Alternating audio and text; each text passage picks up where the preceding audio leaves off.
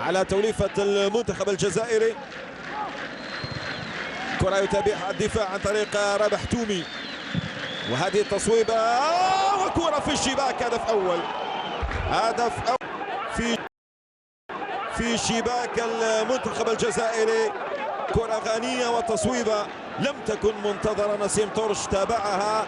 أشعة الشمس أكيد تحجب الرؤية عن نسيم طرش، والكرة تنتهي في الشباك. هدف أول للمنتخب الغاني يعقد الأمور.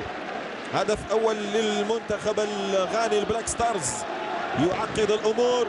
نتيجة التعادل تجمع بين المنتخب البنيني والمصري. هذه إعادة طريقة تسجيل الهدف بهذه التصويبة بظاهر القدم. لا من الصعب على نسيم طرش أن يتابعها حتى لو لم تكن أشعة الشمس تحجب الرؤية.